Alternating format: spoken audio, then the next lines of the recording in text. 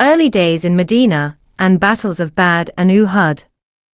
The Hijra of the Prophet holds immense importance in the history of Islam. The Hijra signaled the beginning of an Islamic society in the truest sense. The Muslims were now able to follow the teachings of Islam freely without any fear of persecution. For the first time, the laws of Islam could be implemented at the collective, as well as the individual level. Due to the importance of the migration in initiating the political and social life of the Muslims, the Hijra marks the beginning of the Islamic calendar. Right after arriving in Medina, Prophet Muhammad set out to lay down the foundations of an Islamic community. In that respect, the first thing that the Prophet did was to build a masjid in Medina. For the construction of masjid, a piece of land was chosen which belonged to two orphans. The owners were willing to give the land as gift, but the Prophet refused to take the land without paying the due price. Allah's Messenger himself participated in the construction of the masjid. The decision of the Prophets to construct a masjid right after arriving in Quba, and then again after entering Medina, shows the importance that a masjid holds in an Islamic society. The Masjid of Medina came to be known as Masjid Nabwi, the Masjid of the Prophet. The masjid became the center of the social and political life of the Muslims.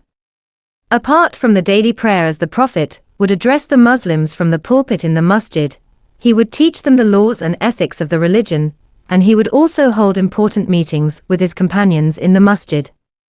Masjid Nabwi was therefore not only a place of worship, but also a university, a parliament and a community center for the Muslims.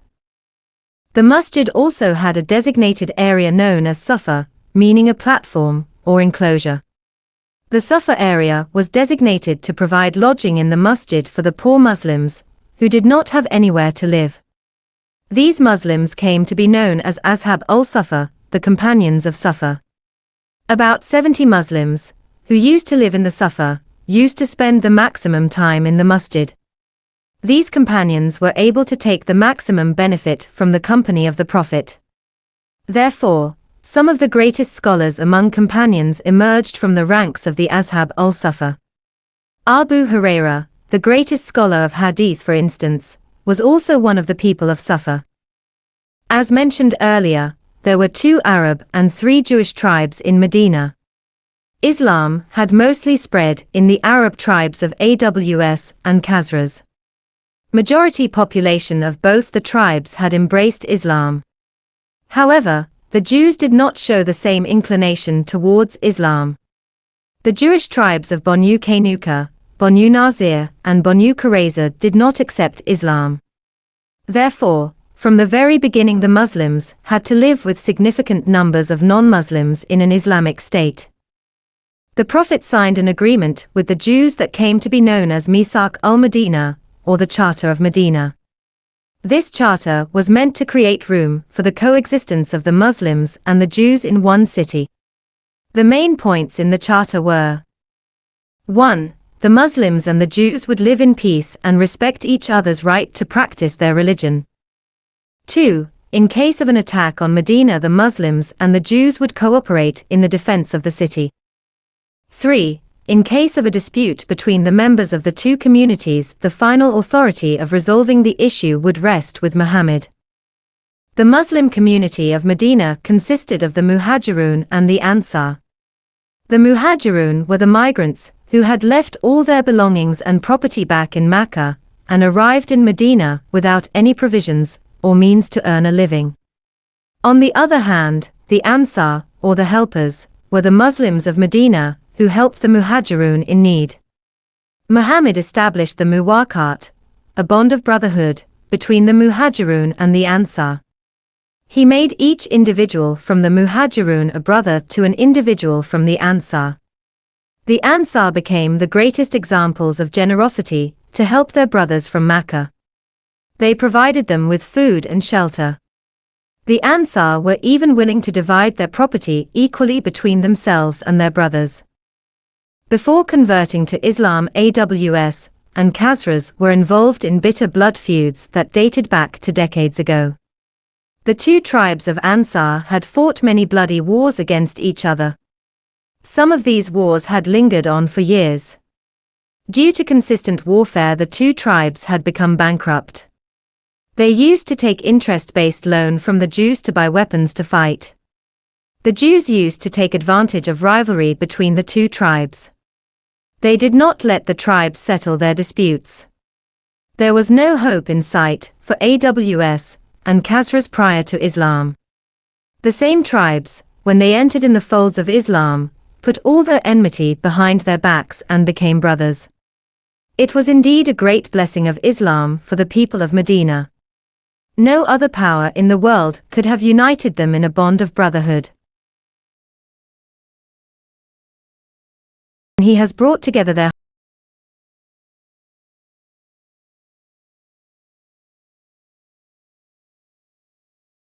Allah says in the Quran, and He has brought together their hearts.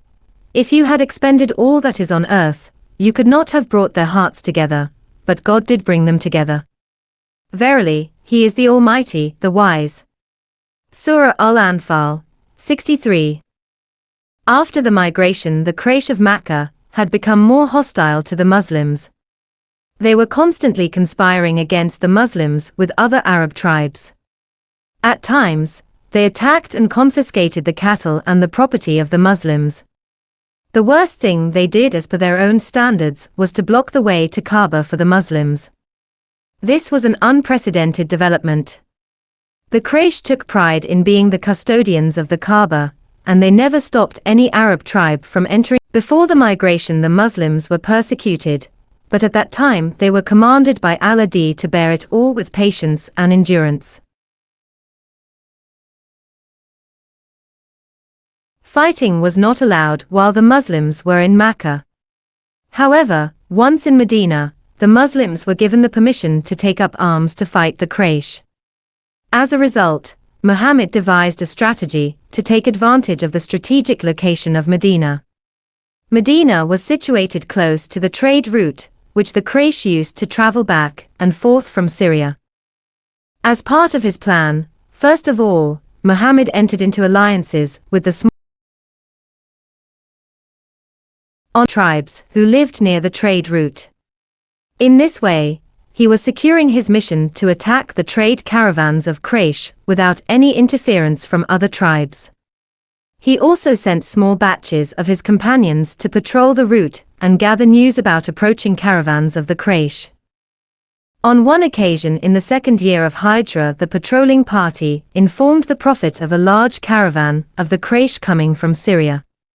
This caravan included about 1,000 camels laden with goods. The head of the caravan was Abu Sufyan, one of the leaders of Quraysh.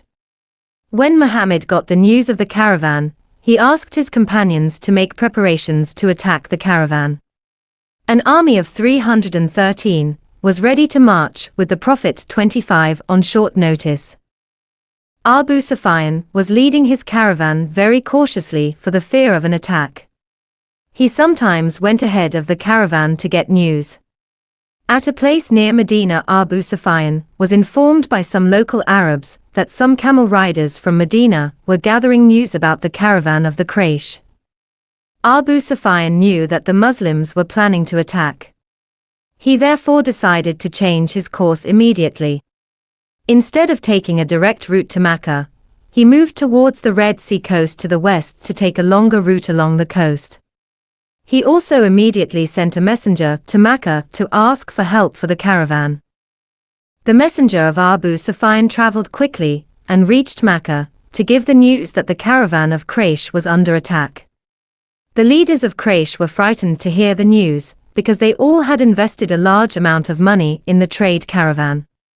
They did not want this precious gift to fall in the hands of the Muslims. The Quraysh quickly gathered a force of 1,000 strong and left to face the Muslims in battle.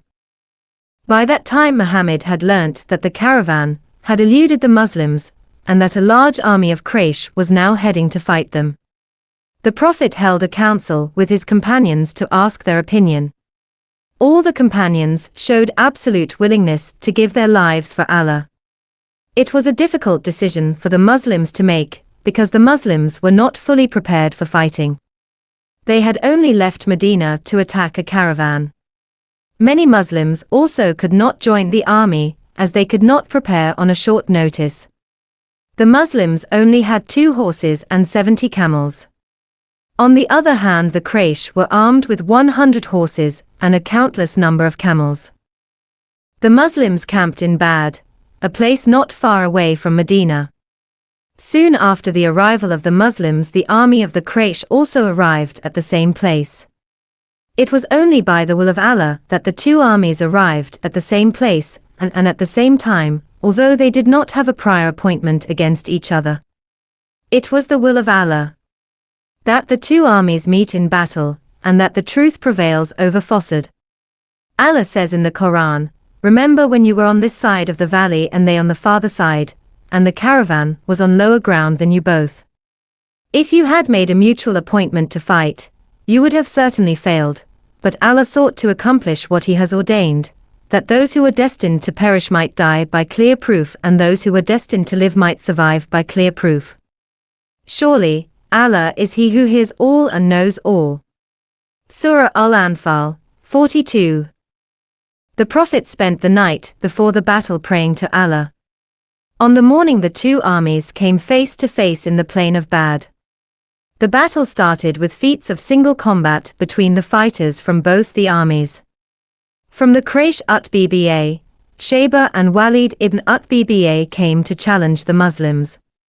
From the Muslims, Ubaidah took on Utbah, Hamza fought Shayba while Ali came out to fight Walid. All 3 fighters of Quraysh were killed. On the Muslims' side, only Ubaidah was martyred in the single combat phase. After that, the 2 armies clashed with each other. The Muslims fought very bravely. The leaders of Quraysh were falling one after the other. Abu Jahl was killed by 2 Muslim teenagers from the Ansar named Mu'ad and Muawid. Abdul Rahman ibn Auf says that the 2 young boys were standing within the Muslim army when they asked him to point Abu Jahl to them. They had never seen Abu Jahl, but had heard about how he ridiculed Islam and the Prophet. Abu Jahl was surrounded by a large group of fighters who were protecting their leader. Abdul Rahman says that as soon as he pointed out the location of Abu Jahl, the 2 boys pounced on him like eagles and kept fighting valiantly till they killed Abu Jahl. After Abu Jahl and many other leaders of Quraysh were killed, the army of Makkah was finally routed. They began to retreat in disarray, frightened for their lives. The Muslims had won a decisive victory over the Quraysh. Only 14 Muslims were martyred in the fighting, while as many as 70 men of the Quraysh were killed and about 70 were taken as prisoners. The day of Badr was named Yawm al-Furqan, the decisive day, when the truth prevailed over falsehood. After the Battle of Badr in the 2nd Hijri, the Muslims had to fight another battle known as the Battle of Uhud in the 3rd year of migration. The cause for the Battle of Uhud was the Quraysh's desire to take revenge from the Muslims.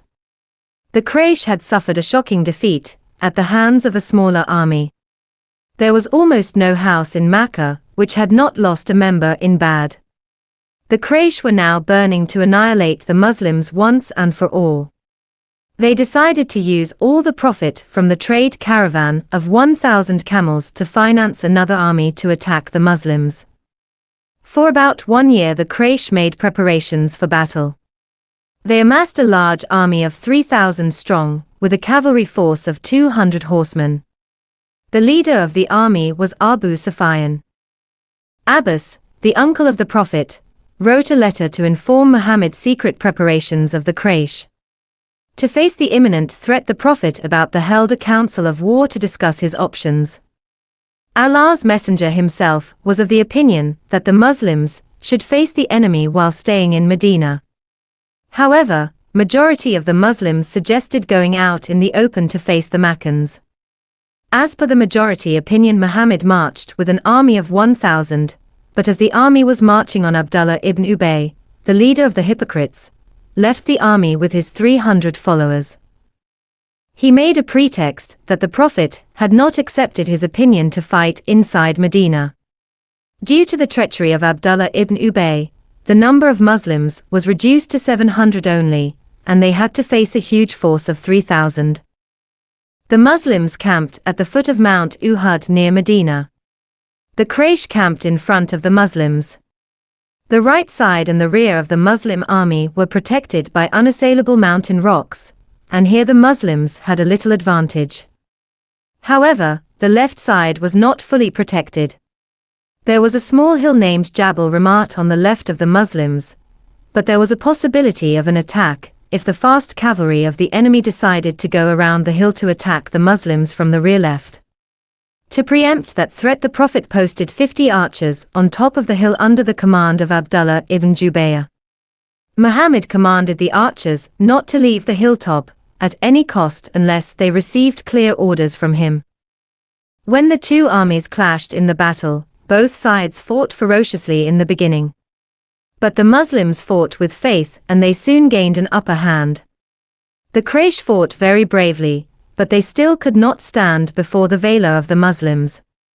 The Makkans soon began to see defeat, and after suffering losses they began to retreat from the battlefield. The Muslims were on course to gain a victory greater than the one at Badr, but right then the archers made a grave mistake. The Prophet had commanded the archers not to leave the hill in any case. However, when they saw the enemy retreat in defeat, they thought that the battle was over and came down the hill to participate in gathering the spoils of war. Only Abdullah ibn Jubayr and 2 other accomplices were left to defend Jabal Ramat.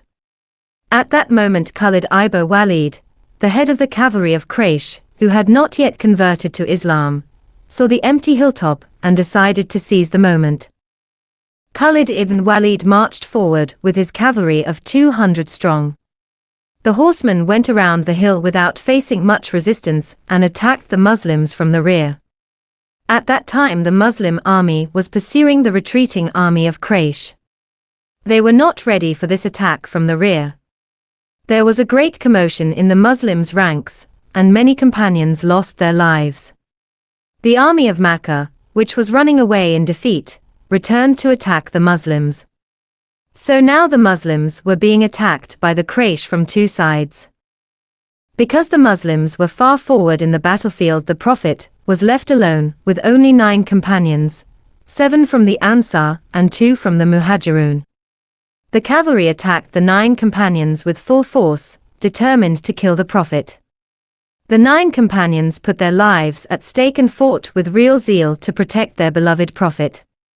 7 Ansar were martyred one after the other, and only 2 Muhajirs, Talha ibn Ubaydillah and Sa'd ibn Abi Waqqas, were left with the Prophet. The 2 companions were skilled archers and they kept shooting arrows at the enemy to defend the Prophet. Both of them suffered injuries, but they still kept on fighting.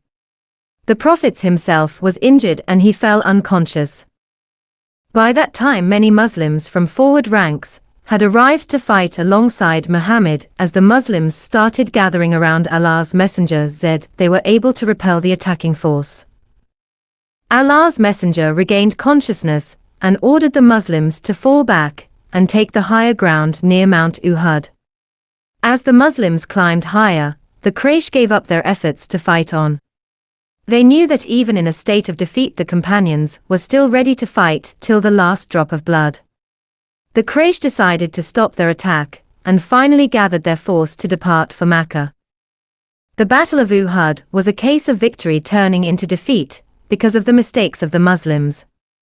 But Allah revealed verses later on declaring that He has forgiven the Muslims for their mistakes. A large number of close companions of Muhammad were martyred in the battle. These included Hamza, the uncle of the Prophet, and Mus'ab ibn Umair, the one who preached Islam in Yathrib before the migration. The Quraysh had mutilated the bodies of the Muslims before their departure for Makkah. Hind, the wife of Abu Sufyan, mutilated the body of Hamza and chewed on his liver. The day of Uhud was a very sad day for the Muslims.